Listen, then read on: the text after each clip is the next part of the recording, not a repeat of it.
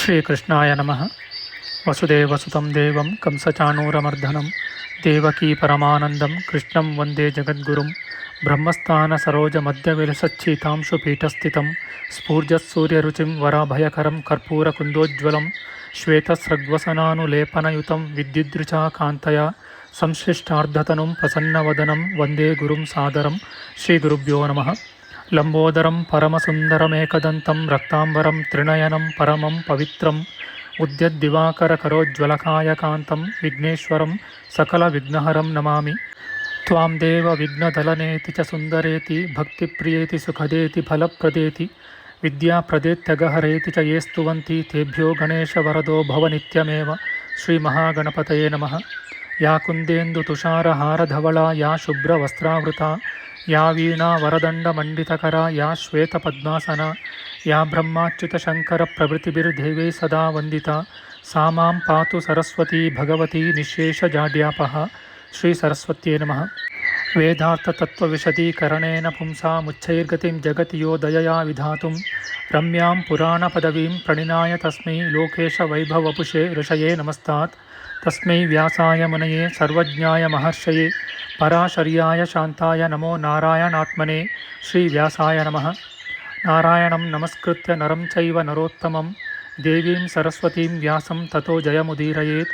ಕನಕರುಚಿದುಕೂಲಃ ಕುಂಡಲೋಲ್ಲಾಸಿಗಲ್ಲಃ ಶಮಿತಭುವನಭಾರಃ ಕೋಪಿ ಲೀಲಾವತಾರಃ ತ್ರಿಭುವನಸುಖಕಾರಿ ಶೇಷಶಾಯೀ ಮುಕುಂದೋ ಪರಿಕಲಿತರಮಾಂಗೋ ಮಂಗಲಂ ನಸ್ತನೋತು. ನಮಾಮಿ ಗೋವಿಂದಪದಾರವಿಂದಂ ಸದೇಂದಿರಾನಂದನಮುತ್ತಮಾಡ್ಯಂ ಜಗಜ್ಜನಾನಾಂ ಹೃದಯ ಸನ್ನಿವಿಷ್ಟಂ ಮಹಾಜನೈಕಾಯನಮುತ್ತಮೋತ್ತಮಂ. ನಮಸ್ತೆ ಚಕ್ರಹಸ್ತಾಯ ಶಾಂಗಹಸ್ತಾಯ ತೇ ನಮಃ. ನಂದಹಸ್ತಾಯ ತೇ ವಿಷ್ಣೋ ಶಂಖಹಸ್ತಾಯ ತೇ ನಮಃ. ಓಂ ನಮೋ ವಾಸುದೇವಾಯ ನಮಃ ಸಂಕರ್ಷಣಾಯ ಚ ಪ್ರದ್ಯುಮ್ನಾಯ ನಮಸ್ತುಭ್ಯಂ ಅನಿರುದ್ಧಾಯ ತೇ ನಮಃ. ಅನಾಕಾರೋ ಮಹೋಜಾಶ್ಚ ಯಶ್ಚಾದೃಷ್ಟಗತಿರ್ದಿವಿ ಜಗತ್ಪೂಜ್ಯೋ ಜಗತ್ಪ್ರಾಣಂ ತಂ ವಾಯುಂ ಪ್ರಣಮಾಮ್ಯಹಂ. ವಾಯುರೂಪಿ ಪರಮಾತ್ಮನೇ ನಮಃ. ಪ್ರಿಯ ಬಾಂಧವರೇ, ನಮ್ಮ ಈ ಶ್ರೀ ಲಾಲಿಕೃಷ್ಣ ಚಾನಲ್ಗೆ ಸ್ವಾಗತ. ಇಂದಿನ ವಿಡಿಯೋದಲ್ಲಿ ನಾವು ಶ್ರೀಮದ್ ವಾಯು ಮಹಾಪುರಾಣದ ದ್ವಿತೀಯ ಖಂಡದ 5ನೇ ಅಧ್ಯಾಯದ ಪ್ರಥಮಾಂಶದ ವಿಚಾರ ಮಾಡೋಣ. ಈ ಅಧ್ಯಾಯದಲ್ಲಿ ಕಶ್ಯಪನ ವಂಶ ನಿರೂಪಣೆ, ಧರ್ಮದೇವನ ವಂಶವರ್ಣನೆ, ತುಷಿತಾದಿ ದೇವತೆಗಳ ಅವತಾರ, ಆದಿತ್ಯ ದೇವತೆಗಳ ಉತ್ಪತ್ತಿ ಮತ್ತು ಬ್ರಹ್ಮ ವಿಷ್ಣು ಮಹೇಶ್ವರರಿಗೆ ಭೇದವಿಲ್ಲ ಎಂಬಿವೆ ಮೊದಲಾದ ವಿಷಯಗಳ ವಿಚಾರ ಮಾಡೋಣ. ಶ್ರೀಕೃಷ್ಣಾಯ ನಮಃ. ಋಷಿಗಳು ಕೇಳುತ್ತಾರೆ, ಎಲೈ ಸೂತಮುನಿಯೇ, ಈಗ ದೇವತೆಗಳು, ದಾನವರು, ದೈತ್ಯರು ಇವರು ವೈವಸ್ವತ ಮನ್ವಂತರದಲ್ಲಿ ಹೇಗೆ ಉತ್ಪನ್ನರಾದರು? ಅವರ ಉತ್ಪತ್ತಿಯನ್ನು ವಿಸ್ತಾರವಾಗಿಯೂ ಕ್ರಮವಾಗಿಯೂ ನಿರೂಪಿಸು ಎಂದು ಮುನಿಗಳು ಸೂತ ಪುರಾಣಿಕರನ್ನು ಬೇಡಿದರು. ಸೂತ ಪುರಾಣಿಕರು ಹೇಳುತ್ತಾರೆ, ಓ ಮುನಿವರ್ಯರೇ, ಈಗ ಧರ್ಮದೇವನ ಸೃಷ್ಟಿ ಕ್ರಮವನ್ನು ವಿಸ್ತಾರವಾಗಿ ನಿರೂಪಿಸುವೆನು, ಕೇಳಿರಿ. ಪ್ರಚೇತಸನ ಪುತ್ರನಾದ ದಕ್ಷೇಶ್ವರನಿಗೆ ಅರುಂಧತಿ, ವಸು, ಯಾಮಿ, ಲಂಬ, ಭಾನು, ಮರುದ್ವತಿ, ಸಂಕಲ್ಪ, ಮುಹೂರ್ತ, ಸಾಧ್ಯ, ವಿಶ್ವ ಎಂಬ 10 ಹೆಣ್ಣು ಮಕ್ಕಳಿದ್ದರು. ಆ ದಕ್ಷ ಪ್ರಜಾಪತಿಯು ಆ ಕುಮಾರಿಯರನ್ನು ಧರ್ಮದೇವನಿಗೆ ಕನ್ಯಾದಾನ ಮಾಡಿದನು. ಅವರಲ್ಲಿ ಸಾಧ್ಯಾದೇವಿಯು ಧರ್ಮದೇವನಿಂದ ಸಾಧ್ಯ ನಾಮಕರಾದ 12 ಜನ ಮಕ್ಕಳನ್ನು ಪಡೆದಳು. ಮಹಾನುಭಾವರಾದ ಅವರು ಸಾಧ್ಯರೆಂದೂ ಸ್ವೇಚ್ಛಾಜಾತರೆಂದೂ ಯಜ್ಞಭಾಗಿಗಳೆಂದೂ ಲೋಕವಿಖ್ಯಾತರಾದರು. ಮಹಾತ್ಮರು ಆ ಸಾಧ್ಯರನ್ನು ದೇವೋತ್ತಮರೆಂದೂ ಮಹಾನುಭಾವರೆಂದೂ ಹೇಳುತ್ತಾರೆ. ವೈವಸ್ವತ ಮನ್ವಂತರದಲ್ಲಿ ಬ್ರಹ್ಮದೇವನು ಸೃಷ್ಟಿಯನ್ನು ಮಾಡಬೇಕೆಂದು ಯೋಚಿಸಿ ತನ್ನ ಮುಖದಿಂದ ಜಯನಾಮಕ ದೇವತೆಗಳನ್ನು ಸೃಷ್ಟಿಸಿದನು. ಅವರೆಲ್ಲರೂ ಕೇವಲ ಮಂತ್ರ ಶರೀರಿಗಳಾಗಿದ್ದರು. ಜಯನಾಮಕರಾದ ಆ ದೇವತೆಗಳಿಗೆ ದರ್ಶ, ಪೌರ್ಣಮಾಸ, ಬೃಹದ್ಯ, ರಥಂತರ, ಚಿತ್ತಿ ವಿಚಿತ್ತಿ, ಆಕೂತಿ, ಕೂತಿ, ವಿಜ್ಞಾತ, ಮನ, ವಿಜ್ಞಾತ ಮತ್ತು ಯಜ್ಞವೆಂಬ ನಾಮಗಳು ಲೋಕ ಪ್ರಖ್ಯಾತವಾಗಿದ್ದವು. ಆ ಮಹಾನುಭಾವರಾದ ಜಯನಾಮಕ ದೇವತೆಗಳು ಸ್ವಯಂಭುವ ಮನ್ವಂತರದಲ್ಲಿ ಪುನಃ ಜನಿಸಿ ಜಿತರೆಂದು ಪ್ರಖ್ಯಾತರಾಗುವರು. ಸ್ವಾರೋಚಿಷ ಮನ್ವಂತರದಲ್ಲಿ ತುಷಿಕರೆಂದೂ, ಉತ್ತಮ ಮನ್ವಂತರದಲ್ಲಿ ಸತ್ಯರೆಂದೂ, ತಾಮಸ ಮನ್ವಂತರದಲ್ಲಿ ಹರಿಗಳೆಂದೂ, ರೈವತ ಮನ್ವಂತರದಲ್ಲಿ ವೈಕುಂಠರೆಂದೂ, ಚಾಕ್ಷುಷ ಮನ್ವಂತರದಲ್ಲಿ ಸಾಧ್ಯರೆಂದೂ ಮತ್ತು ಛಂದಜರಾದ ದೇವತೆಗಳೆಂದು ಪ್ರಖ್ಯಾತರಾಗಿರುವರು. ವೈವಸ್ವತ ಮನ್ವಂತರದಲ್ಲಿ ಮಹಾನುಭಾವರು, ದ್ವಾದಶ ಸಂಖ್ಯಾಕರೂ ಧರ್ಮಪುತ್ರರೂ ಆದ ಆ ದೇವತೆಗಳು ಸಾಧ್ಯ ದೇವತೆಗಳೆಂದು ಪ್ರಸಿದ್ಧರಾಗಿರುವರು. ಅವರು ಚಾಕ್ಷುಷ ಮನ್ವಂತರದಲ್ಲಿ ಮೊದಲು ಸೂರ್ಯನಂತೆ ಅತಿ ಪ್ರಕಾಶಮಾನರಾಗಿರುವರು. ಸ್ವಾರೋಚಿಷ ಮನ್ವಂತರದಲ್ಲಿ ಮಹಾ ತೇಜಸ್ವಿಗಳಾದ ಯಾವ ದೇವತೆಗಳು ಅತೀತರಾಗಿರುವರೋ ಆ ದೇವತೆಗಳೇ ಚಾಕ್ಷುಷ ಮನ್ವಂತರದಲ್ಲಿ ತುಷಿತ ನಾಮದಿಂದ ಪ್ರಖ್ಯಾತರಾಗಿ ಪರಸ್ಪರ ಮಾತನಾಡುವರು. ಆ ದೇವತೆಗಳೇ ನಾಮಾಂತರಗಳಿಂದ ಪ್ರಖ್ಯಾತರಾಗಿರುವರು.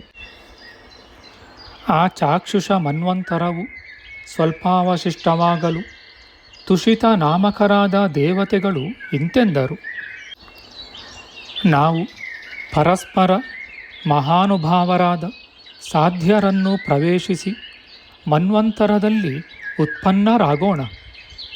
ಅದು ನಮಗೆ ಬಹಳ ಶ್ರೇಯಸ್ಕರವಾಗುವುದೆಂದು ಯೋಚಿಸಿದರು. ಆ ತುಷಿತ ನಾಮಕರಾದ ದೇವತೆಗಳೆಲ್ಲರೂ ಹೀಗೆ ಚಾಕ್ಷುಷ ಮನ್ವಂತರದಲ್ಲಿ ಆಲೋಚಿಸಿ ಪುನಃ ಸ್ವಯಂಭುವ ಮನುವಿನಿಂದ ಧರ್ಮದೇವನ ದ್ವಾದಶ ಕುಮಾರರಾಗಿ ಅವತರಿಸಿದರು. ಆಗಲೇ ಆ ವಂಶದಲ್ಲಿ ನರ ನಾರಾಯಣರಿಬ್ಬರೂ ಅವತರಿಸಿದರು.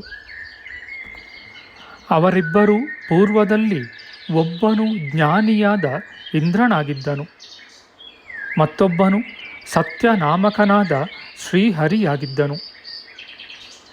ದೇವೇಂದ್ರ, ಶ್ರೀವಿಷ್ಣು ಇವರಿಬ್ಬರೂ ನರನಾರಾಯಣರಾಗಿ ಅವತರಿಸಿದರು. ಇವರಿಬ್ಬರೂ ಪೂರ್ವದ ಸ್ವಾರೋಚಿಷ ಮನ್ವಂತರದಲ್ಲಿ ತುಷಿತ ನಾಮಕ ದೇವತೆಗಳಾಗಿದ್ದರು. ತುಷಿತ ನಾಮಕರಾದ ದೇವತೆಗಳು ಸಾಧ್ಯ ನಾಮದಿಂದ ಅವತರಿಸಿದಾಗ ಅವರಿಗೆ ಯಾವ ಯಾವ ನಾಮಗಳು ಸಂಭವಿಸಿವೆಯೋ ಅವುಗಳನ್ನು ಹೇಳುವೆನು ಕೇಳಿರಿ. ಮನಸ್ಸು, ಹನುಮಂತ, ಪ್ರಾಣ, ನರ, ಯಾನ, ಶೂರನಾದ ಚಿತ್ತಿ, ಹಯ, ನಯ, ಹಂಸ, ನಾರಾಯಣ, ಪ್ರಭವ, ವಿಭು ಎಂಬುದಾಗಿ ಸಾಧ್ಯರು ದ್ವಾದಶ ನಾಮಗಳಿಂದ ಅವತರಿಸಿದರು. ಸ್ವಯಂಭುವ ಮನ್ವಂತರದಲ್ಲಿ ತುಷಿತರೆಂದು ಪ್ರಸಿದ್ಧರಾದ ದೇವತೆಗಳಿಗೆ ಸ್ವಾರೋಚಿಷ ಮನ್ವಂತರದಲ್ಲಿ ನಾಮಾಂತರಗಳು ಸಂಭವಿಸಿರುತ್ತವೆ. ಅವುಗಳನ್ನು ನಿರೂಪಿಸುವೆನು ಕೇಳಿರಿ. ಪೂರ್ವದ ಮನ್ವಂತರದಲ್ಲಿ ತುಷಿತ ನಾಮಕ ದೇವತೆಗಳಿಗೆ ಪ್ರಾಣ, ಅಪಾನ, ವ್ಯಾನ, ಉದಾನ, ಸಮಾನ, ಚಕ್ಷುಸ್ಸು, ಶ್ರೋತ್ರ, ಪ್ರಾಣ, ಸ್ಪರ್ಶ, ಬುದ್ಧಿ, ಮನಸ್ಸು ಇವೇ ಮೊದಲಾದ ನಾಮಗಳು ಸುಪ್ರಸಿದ್ಧಗಳಾಗಿವೆ. ಪ್ರಾಣಾಪಾನ, ವ್ಯಾನೋದಾನ, ಸಮಾನ ಇವು ಪೂರ್ವದ ತುಷಿತ ನಾಮಕ ದೇವತೆಗಳ ನಾಮಾಂತರಗಳಾಗಿದ್ದವು. ಅವರು ಈ ನಾಮಗಳಿಂದ ಕರೆಯಲ್ಪಡುತ್ತಿದ್ದರು. ವಸುವೆಂಬವನಿಗೆ ವಸುನಾಮಕ ಪುತ್ರರಿದ್ದರು. ಅವರು ಸಾಧ್ಯರಿಗೆ ಕಿರಿಯರಾದ ಅನುಜರಾಗಿದ್ದರು. ಧರ, ಧ್ರುವ, ಸೋಮ, ಆಪ, ಅನಲ, ಅನಿಲ, ಪ್ರತ್ಯೂಷ, ಪ್ರಭಾಸ ಇವರು 8 ಜನರು ಅಷ್ಟವಸುಗಳಾಗಿರುವರು. ಆ ಅಷ್ಟವಸುಗಳಲ್ಲಿ ಧರನಾಮಕ ವಸುವಿಗೆ ದ್ರವಿಣ, ಹುತ, ಹವ್ಯವಹರೆಂಬ ಮಕ್ಕಳು ಜನಿಸಿದರು. ಭವ ಮತ್ತು ಲೋಕಕಂಟಕನಾದ ಕಾಲನೆಂಬ ಕುಮಾರರು ಜನಿಸಿದರು. ಸೋಮನಾಮಕ ವಸುವಿಗೆ ರೋಹಿಣೀ ದೇವಿಯಲ್ಲಿ ಮಹಾನುಭಾವರು, 3 ಲೋಕಗಳಲ್ಲಿಯೂ ಪ್ರಖ್ಯಾತರು, ವರ್ಚಸಗ್ರಹ ಬೋಧಕನಾದ ಬುಧರೆಂದು ಪ್ರಖ್ಯಾತರಾದ 2 ಕುಮಾರರು ಸಂಭವಿಸಿದರು. ಪೂಜ್ಯನಾದ ಚಂದ್ರನಿಗೆ ಧಾರ, ಊರ್ಮಿ, ಕಲಾಲರೆಂಬ 3 ಪುತ್ರರು ಪ್ರಸಿದ್ಧರಾಗಿದ್ದರು. ಆಪನಿಗೆ ವೈತಂಡ್ಯ, ಶಮ, ಶಾಂತನೆ ಮೊದಲಾದ ಪ್ರಸಿದ್ಧರಾದ ಮಕ್ಕಳು ಉತ್ಪನ್ನರಾದರು. ವರುಣದೇವನಿಗೆ ಸ್ಕಂದ, ಸನತ್ಕುಮಾರರೆಂಬ 2 ಕುಮಾರರು ತಂದೆಯ ತೇಜಸ್ಸಿನಲ್ಲಿ 4ನೇ 1 ಭಾಗದ ತೇಜಸ್ಸಿನಿಂದ ಅವತರಿಸಿದರು. ಅಗ್ನಿದೇವನಿಗೆ ಶರವಣದಲ್ಲಿ ಕುಮಾರಸ್ವಾಮಿ ಎಂಬ ಕುಮಾರನು ಉದ್ಭವಿಸಿದನು. ಶಾಖ, ವಿಶಾಖ, ನೈಗಮೇಯರೆಂಬ 3 ಸುತರು ಉದ್ಭವಿಸಿದರು. ವಾಯುದೇವನಿಗೆ ಶಿವೆ ಎಂಬ ಪತ್ನಿಯಲ್ಲಿ ಮನ್ಮಥನೆಂಬ ಕುಮಾರನು ಸಂಭವಿಸಿದನು. ಅಂತಹ ವಾಯುದೇವನಿಗೆ ಅವಿಜ್ಞಾತನೆಂಬ ಬೇರೊಬ್ಬ ಸುತನು ಹುಟ್ಟಿದನು. ಹೀಗೆ ವಾಯುದೇವನಿಗೆ 2 ಕುಮಾರರು ಸಂಭೂತರಾಗಿರುವರು. ಪ್ರತ್ಯೂಷನಿಗೆ ದೇವಲ ನಾಮಕ ಮಹರ್ಷಿಯು ಪುತ್ರನಾಗಿ ಅವತರಿಸಿದನು. ಆ ದೇವಲನಿಗೆ ಶಾಂತಿವಂತರು, ಜ್ಞಾನಿಗಳೂ ಆದ 2 ಮಕ್ಕಳಿರುವರು. ಅವರು ಲೋಕವಿಖ್ಯಾತರಾಗಿರುವರು. ಬೃಹಸ್ಪತ್ಯಾಚಾರ್ಯರ ಸಹೋದರಿಯೂ ಬ್ರಹ್ಮಚಾರಿಣಿಯೂ ಯೋಗ ಸಿದ್ಧಿಯುಳ್ಳವಳೂ ಆದ ವರಸ್ತ್ರೀ ಎಂಬವಳು ಸಮಸ್ತ ಜಗತ್ತನ್ನು ನೋಡಲು ಇಚ್ಛೆಯುಳ್ಳವಳಾದರೂ ಕೂಡ ಸರ್ವತ್ರ ಸಂಚರಿಸಲು ಅಶಕ್ತಳಾಗಿದ್ದಳು. ವಸುಗಳಲ್ಲಿ 8ನೇಯವನಾದ ಪ್ರಭಾಸ ನಾಮಕ ವಸುವಿಗೆ ಪತಿಭಕ್ತಿ ಪರಾಯಣೆಯಾದ ಪತ್ನಿಯೂ ಇದ್ದಳು. ಅವಳಲ್ಲಿ ಆ ಪ್ರಭಾಸನಿಗೆ ಶಿಲ್ಪಕಲಾ ವಿದ್ಯಾ ಪಾರಂಗತನೂ ಅತಿ ಚತುರನೂ ಆದ ವಿಶ್ವಕರ್ಮ ನಾಮಕನಾದ ಸುಕುಮಾರನು ಜನಿಸಿದನು. ಸರ್ವ ಶಿಲ್ಪಕಲಾ ಪ್ರವೀಣನಾದ ಆ ವಿಶ್ವಕರ್ಮನು ಸರ್ವ ಶಿಲ್ಪ ಕಾರ್ಯಗಳನ್ನು ಮಾಡುವವನು, ದೇವ ಬಡಗಿಯೂ ಆಗಿರುವನು. ಮತ್ತು ಅವನು ಸಕಲ ಭೂಷಣಗಳನ್ನು ಸ್ವಯಂ ಮಾಡುವವನು, ಪರರಿಂದ ಮಾಡಿಸುವವನೂ ಆಗಿ ಲೋಕಸಮ್ಮತನಾಗಿರುವನು. ಆ ವಿಶ್ವಕರ್ಮನು ದೇವತೆಗಳು ವಾಯುಮಾರ್ಗದಲ್ಲಿ ಸಂಚರಿಸಲು ಅರ್ಹವಾದ ಸಮಸ್ತ ದೇವತೆಗಳ ಉತ್ತಮ ವಿಮಾನಗಳನ್ನು ಮಾಡುವವನಾಗಿರುವನು. ಪರಂಪರವಾಗಿ ಅವನ ಶಿಷ್ಯ ಪ್ರಶಿಷ್ಯರಿಂದ ಆ ಶಿಲ್ಪವಿದ್ಯೆಯನ್ನು ಕಲಿತು ಮನುಷ್ಯರಾಗಿ ಜನಿಸಿರುವ ಶಿಲ್ಪಿಗಳೂ ಸಹ ಆ ವಿಶ್ವಕರ್ಮನ ಅನುಗ್ರಹದಿಂದಲೇ ಜೀವಿಸುತ್ತಿರುವುದು ಆಶ್ಚರ್ಯಕರವೇನೂ ಅಲ್ಲ. ಲೋಕವಿಶ್ರುತರಾದ 10 ಜನ ವಿಶ್ವೇ ದೇವತೆಗಳು ವಿಶ್ವದೇವಿಯಲ್ಲಿ ಆವಿರ್ಭವಿಸಿದರು. ಕ್ರತು, ದಕ್ಷ, ಶ್ರವ, ಸತ್ಯ, ಕಾಲ, ಕಾಮ, ದುನಿ, ಕುರುವಂತ, ಪ್ರಭಾವಂತ ಮತ್ತು ರೋಚಮಾನರೆಂಬ ಆ 10 ಜನ ವಿಶ್ವೇ ದೇವತೆಗಳು ಧರ್ಮದೇವನಿಗೆ ವಿಶ್ವೇ ಎಂಬ ಪತ್ನಿಯಲ್ಲಿ ಹುಟ್ಟಿದವರು, ಮಂಗಳಪ್ರದರು ಆಗಿರುವರು. ಅನಂತರ ಮರುತ್ವತೀ ದೇವಿಯಲ್ಲಿ ಮರುತ್ವಂತರು, ಭಾನುದೇವಿಯಲ್ಲಿ ಭಾನವರೆಂಬ ದೇವತೆಗಳು, ಮುಹೂರ್ತಾದೇವಿಯಲ್ಲಿ ಮುಹೂರ್ತೆ ಎಂಬವರು ಅವತರಿಸಿದರು. ತರುವಾಯ ಲಂಭೆಯು ಘೋಷನಾಮಕ ಪುತ್ರನನ್ನು ಪಡೆದಳು. ತರುವಾಯ ಸಂಕಲ್ಪೆಯಲ್ಲಿ ವಿದ್ವಾಂಸನಾದ ಸಂಕಲ್ಪ ನಾಮಕ ಪುತ್ರನು, ಜಾಮಿಯಲ್ಲಿ ತ್ರಿಮಾರ್ಗಗಾಮಿಗಳು, ನಾಗವೀಥಿ ನಾಮಕರೂ ಆದ ಕುಮಾರರು ಜನಿಸಿದರು. ಅರುಂಧತೀ ದೇವಿಯಲ್ಲಿ ಪೃಥಿವೀ ವಿಷಯಕವಾದ ಸರ್ವವೂ ಉತ್ಪನ್ನವಾದವು.